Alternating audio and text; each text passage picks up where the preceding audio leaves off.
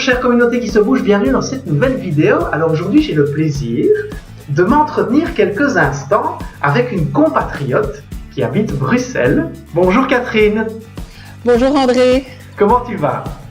Je vais très bien, je te remercie. Ah, super. Alors Catherine, avant d'expliquer un peu ce que tu proposes, parce que tu as vraiment mis en place une méthode extrêmement spécifique et super intéressante que je connais bien, parce que tu m'en as déjà parlé. Et puis tu es déjà intervenu aussi, notamment à Bruxelles, auprès d'un certain nombre de clientes. Mais peut-être dans un premier temps, Catherine, nous expliquer un peu qui tu es, d'où tu viens, ce qui t'a amené là où tu es aujourd'hui. Ben, écoute, là où je suis aujourd'hui, je suis effectivement coach en cuisine santé. Ouais. Et je fais une petite incise parce que pour moi, la cuisine santé, ce n'est pas quelque chose de compliqué. Okay. Ce n'est pas quelque chose qui est fait avec des ingrédients bizarres ou uniquement bio ou sans ceci, sans cela, avec des graines, avec des ingrédients spécifiques. Non, la cuisine santé, elle est santé, saine, donc elle t'apporte la santé uniquement parce que tu cuisines des ingrédients vrais, réels, des légumes qui sont tirés de la terre, qui ont poussé près de chez toi et qui sont de saison, de la viande élevée à l'ancienne, qui est mangée en petite quantité, des légumineuses, autrement dit, des protéines végétales toute simple que tu prépares toi-même. Donc, quand on fait de la cuisine soi-même, forcément, ça apporte la santé. Tu fais bien de le dire, Catherine, parce qu'en fait, on a souvent la fausse croyance de s'imaginer que manger sainement, c'est cuisiner énormément, perdre énormément de temps, que c'est compliqué. Donc, merci pour cette précision. Alors ensuite, forcément, comment je suis arrivée là? Par des chemins tout à fait détournés. Ouais. J'ai changé plein de fois de métier dans ma vie, mais pendant toute une période, c'était au sein du même, du même domaine, qui était la vidéo. Okay. Donc, moi, je travaillais pour une chaîne de télévision belge et il se fait que à 45 ans, je ne trouvais plus aucun sens à ce que je faisais. Okay. Et donc, je me suis dit, mais qu'est-ce qui a du sens pour moi et qu'est-ce que je sais faire, etc. Et c'est quand même un peu miraculeux de se dire, tiens, bon fond, c'est vrai, je fais facilement de la cuisine, j'aime ça. Mais bon, à un moment donné, ça m'a amené à complètement me détourner de la vidéo, de la télé, etc. et d'ouvrir un restaurant avec une associée et de commencer à cuisiner des plats du jour avec plein de légumes où la viande, c'était un assaisonnement en fait. Okay. Voilà. Et donc, premier changement de vie, beaucoup de succès dans cette entreprise parce que ce que je cuisinais était vraiment apprécié par les clients et tout. Et en même temps, je pouvais déjà leur transmettre des choses parce que c'est une cuisine ouverte. Et donc, je me suis rendu compte au fur et à mesure des années dans cette cuisine que mon plaisir et ma mission, c'était plus du côté de la transmission et d'expliquer aux gens pourquoi c'était simple de cuisiner, comment c'était simple de cuisiner. Et puis finalement, je voyais, il y avait tellement de questions, on est tellement perdu par rapport à qu'est-ce qui est bon pour la santé, qu'est-ce que je dois faire, comment je dois me nourrir, etc. Donc finalement, j'ai quitté le restaurant parce que là, au resto, je pouvais répondre à 40 à 60 personnes. Répondre et nourrir 40 à 60 personnes par jour. Je me suis dit, mais si je donne des cours, je lance des séminaires, je fais des conférences et je peux mettre toute mon énergie là-dessus, alors je peux toucher beaucoup plus de personnes. Tu connais le proverbe, hein? Si tu donnes un poisson à un homme un jour, il va manger un jour. Ouais. Si tu lui apprends à pêcher, eh bien, il mangera toute sa vie. Ouais. Et c'est vraiment ce proverbe qui m'a guidée où je me dis, ça y est, moi je pense qu'il faut que j'aille plus loin. Et donc, c'est ma troisième vie qui a commencé à ce moment-là où je me suis dit, bon, ok, là maintenant, je vais mettre en place quelque chose qui va me permettre de donner ce message de la cuisine santé au plus de monde possible. Mais avant ça, je vais quand même interroger mes clients du restaurant. Bon, j'avais une base de données de 1000 adresses mail, d'au moins 1000 clients. Et donc, je leur ai envoyé un petit questionnaire en leur disant, tiens, cuisine santé, qu'est-ce que ça vous dit? C'est quoi votre problème finalement? Parce que qu'est-ce que vous voulez avoir réellement comme information de ma part? La plupart m'ont dit, manque de temps, manque d'organisation. Je jette tous les légumes qui sont dans mon frigo. J'ai acheté des légumes et puis j'ai pas le temps de les faire. Ou je ne sais pas comment les faire pour les rendre bons. Et donc là, je me suis dit, ok, les gens, en tout cas les gens que je connaissais à ce moment-là, eh bien, ils ont besoin que je leur explique comment cuisiner rapidement, facilement, des bons plats maison avec des bons produits, parce que c'est ça la base de la prévention de la santé. Voilà. Ah, super.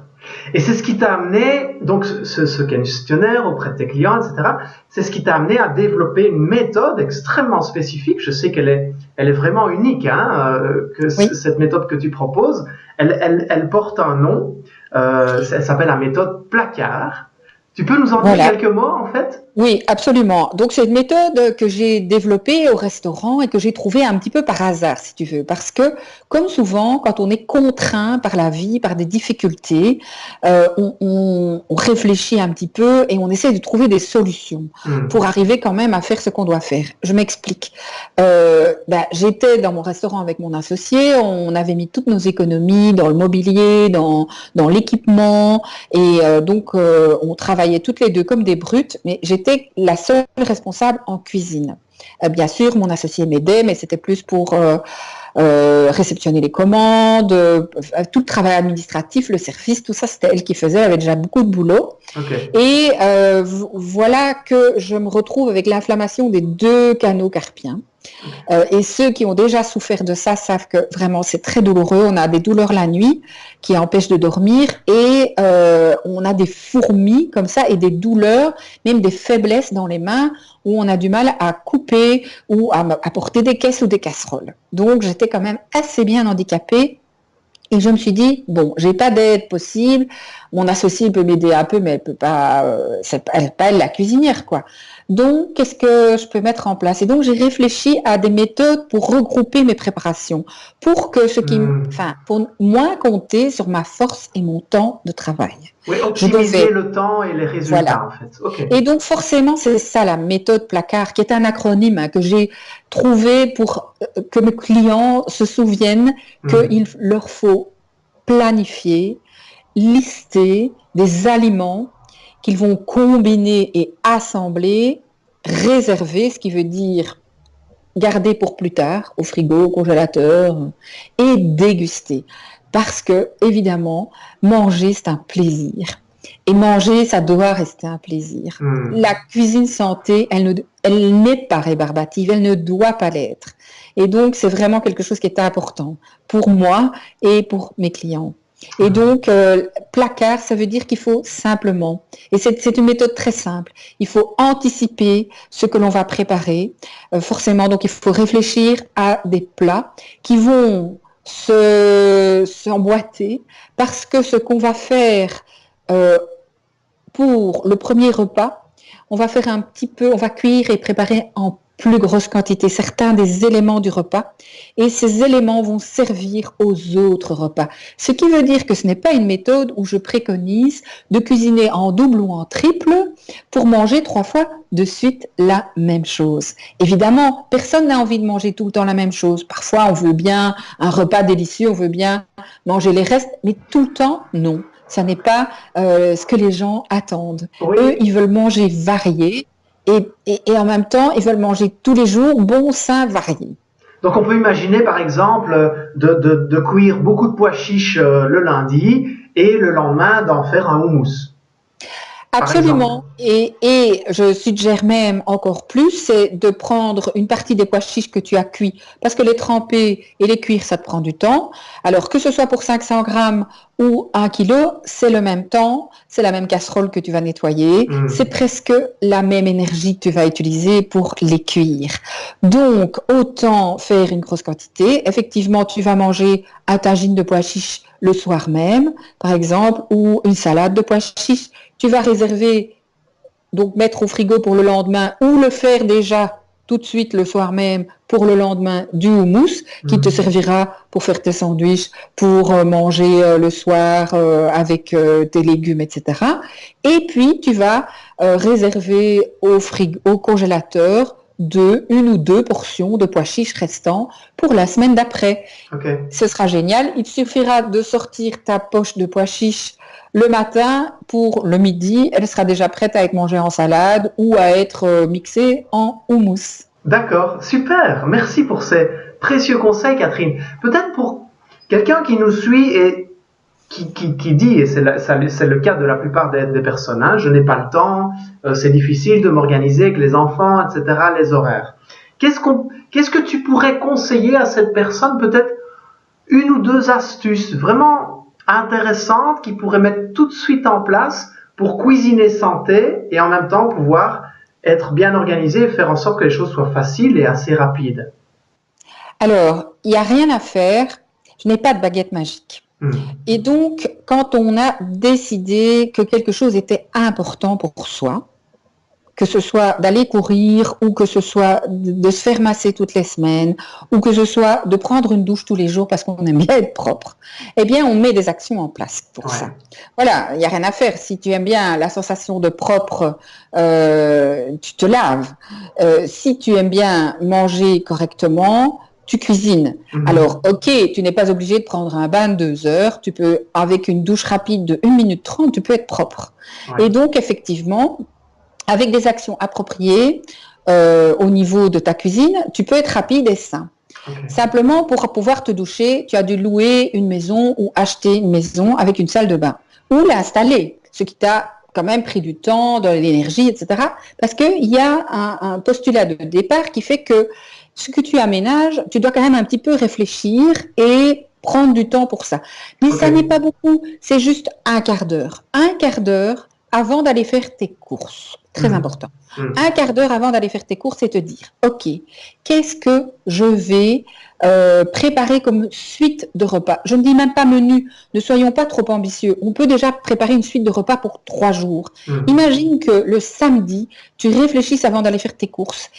Tu sais que dimanche, tu vas chez Nénène ou Mamie et que c'est pas grave, tu ne dois pas t'occuper du repas du dimanche. Mais si ton repas il est déjà prêt pour lundi, mardi, mercredi, mais t'imagines, ça fait déjà la moitié de la semaine. C'est top. C'est top. Donc, ça veut dire que si tu as pris un quart d'heure en disant, tiens, qu'est-ce qu'on va manger lundi? Qu'est-ce que je vais préparer dimanche soir ou lundi soir qui va pouvoir déjà être prêt pour mardi et pour mercredi? Donc, tu réfléchis à ça. Tu ne fais pas ton menu en disant, ah ben tiens, mardi, je fais ça, mercredi. Tu sais, c'est souvent ce qu'on a dans les magazines. Hein. On a des menus et c'est comme si on devait repartir de zéro chaque fois qu'on recommence à cuisiner. Or, ici, ce que je propose aux gens, c'est de ne pas repartir de zéro. C'est de repartir de ce qu'ils ont déjà fait. Donc, il faut un peu réfléchir, mais ça vient vite et je donne toutes les astuces dans la méthode placard, évidemment, pour que mes clientes, petit à petit, comprennent comment ça marche et y arrivent. Mais la première chose que je dis, vraiment, c'est prendre 15 minutes avant de faire la liste des courses. Ensuite, dans ces 15 minutes, qu'est-ce que je vais faire comme repas? Qu'est-ce que je peux réutiliser le lendemain et le surlendemain qui va déjà m'avancer? Genre les pois chiches ou les pommes de terre qui sont déjà cuites, par exemple. Et surtout, avant de ressortir comme une flèche, aller faire mes courses, c'est ouvrir mon placard. Ah, je voulais prendre du riz, mais il y en a encore là. Je vais d'abord terminer ça. Ah, je pensais que je n'avais plus de quinoa, mais en fait, j'ai encore un paquet qui est caché ici derrière. Parce que ça te fait faire des économies. Ne pas acheter en double et terminer ce que tu as dans ton placard. Et puis, aller voir ce qu'il y a dans ton congélateur. Parce que beaucoup de gens achètent ou congèlent et une fois que c'est loin des yeux, on n'y pense plus et on ne sait même plus ce qu'on a. Exactement. Donc, régulièrement, aller vider ça. Et puis, tu sais, quand je parle de 3 suites de repas, ce n'est pas par hasard. C'est parce que très souvent, le jeudi ou le vendredi, ce que je conseille à mes clients, deuxième astuce, c'est de vider le frigo. Et donc, alors il y en a qui me disent, oui, mais tu sais, moi j'ai 4 petits restes et ça ne fait pas un repas. Si, ça fait un repas que tu peux appeler tapas ou que tu peux appeler auberge espagnole. Enfin, tu fais ce que tu veux, mais on n'est pas obligé, en mangeant tous ensemble autour de la table, de manger tous la même chose. Ouais. Hein, il y en a qui se disent, ah ben oui, mais moi, ce petit reste de houmous, c'est super, ça me convient. Ah ben moi, cette petite reste de salade de pois chiches, je suis content. Ah oui, mais moi, je veux bien réchauffer ces pommes de terre avec un petit peu de chorizo et ce sera parfait. Donc, en fait, tu vois, c'est le modèle tapas convivial et tout. Et pourquoi pas, et bien sûr, la plupart de nos clients qui cuisinent connaissent la quiche à tout, où il faut que ça se mêle, hein, bien sûr, il faut que ça soit harmonieux, mais on peut déjà écouler plein de choses avec des œufs et une herbe hachée qui va enrober tes restes de légumes, par exemple. Tu vois? Ouais, super, merci pour ces astuces, mais très précieuses. Donc si je résume un peu ce que tu as dit, tu as parlé du fameux quart d'heure. Hein, le samedi avant d'aller faire ses courses, oui. Et que c'est vrai que c'est un quart d'heure qui demande un quart d'heure, mais qui fait gagner énormément de temps pour les jours qui suivent par rapport à la préparation des repas. La deuxième astuce que tu as partagée, c'était le fait de vider le frigo et bien avant les courses, de aussi aller regarder dans son congélateur. C'est vrai, ça nous arrive à tous de se retrouver, on rentre chez soi, on a fait ses courses, on ouvre le frigo, le congélateur, c'est « Ah ben j'en avais ». Mince, j'ai oublié. Et donc c'est tout simple, c'est juste y penser avant. Waouh, génial Catherine, merci pour ces précieux conseils. Je vais même appeler ça des pépites plus que des astuces, parce que vraiment ce sont des pépites super intéressantes. Et comme toutes les pépites, elles ne brilleront pour vous que si vous les utilisez. Ouais. Voilà. Moi, mon mantra, c'est pratiquer, pratiquer, pratiquer. Ouais. Le quart d'heure, il faut le faire une fois, mais si vous le faites à chaque fois, d'abord, ce sera plus 15 minutes, ça sera 10, ça sera 7 minutes, et puis ça sera tellement automatique, comme toute habitude que l'on met en place, hein, parce que ça, je pense que tu travailles aussi beaucoup sur les habitudes. Voilà, on est des êtres d'habitude, et quand on veut remplacer une mauvaise habitude par une bonne habitude, ben, c'est douloureux au début. C'est pour ça que je rechigne toujours à parler de baguette magique, mais c'est vrai, cette petite action de 15 minutes, si vous la faites déjà maintenant, avant de faire vos prochaines courses ou aujourd'hui, eh bien, vous allez voir les résultats sur l'organisation pendant la semaine. Ce petit quart d'heure, vous allez le récupérer x5, x10 peut-être. Ouais, clairement. Ah, waouh, super, un grand merci Catherine. Catherine, pour te suivre, est-ce que tu as un site internet, une page Facebook que je peux renseigner ici dans la vidéo? Absolument. Alors, j'ai tout ça. J'ai un site internet. En plus, il y a un blog avec des recettes et beaucoup de recettes, d'astuces d'orga comme celle que je viens de partager ici. Okay. J'ai bien sûr une page Facebook où l'on peut me poser des questions, où je poste très régulièrement et où je fais comme une espèce de petit journal. J'ai un petit peu transféré ce que j'avais l'habitude de faire sur le blog. Je l'ai transféré sur la page Facebook parce qu'il y a beaucoup plus d'interactivité. Okay. Et donc, c'est là que ça se passe, je vais dire. Et il y a la chaîne YouTube aussi. Voilà. Ok, super. Bon, Catherine, un grand merci pour ton partage et ta disponibilité. Avec grand plaisir, André. Et on se dit à très bientôt. À bientôt. Oui, au revoir, Catherine.